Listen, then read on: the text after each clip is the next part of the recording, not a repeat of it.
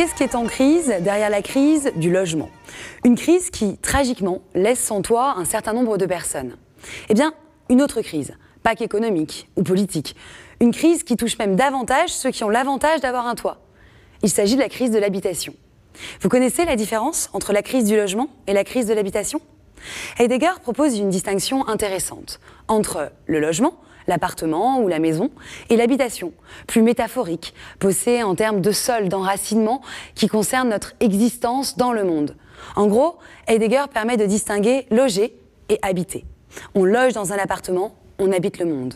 Loger relève d'un toit, alors qu'habiter relève de toi. Que tu aies un toit ou pas d'ailleurs. Habiter relève de toi et de ta façon d'être dans le monde. À voir comme on joue les ordures avec la nature et nos ordures, aurions-nous d'ailleurs tendance à oublier que nous y faisons que passer, qu'on va y passer.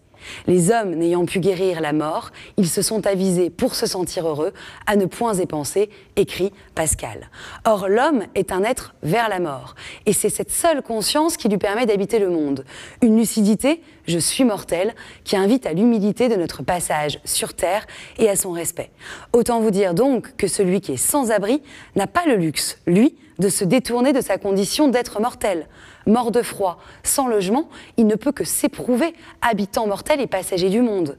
On me laisse crever, t'inquiète, j'ai bien conscience que je vais crever et que je ne fais que passer.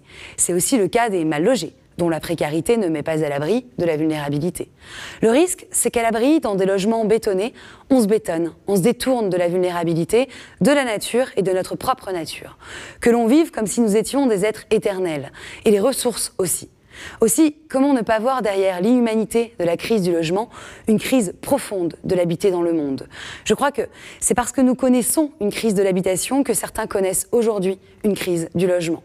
Aussi est mon éthique de conduite. C'est la perte de lucidité et d'humilité qui fait perdre en humanité.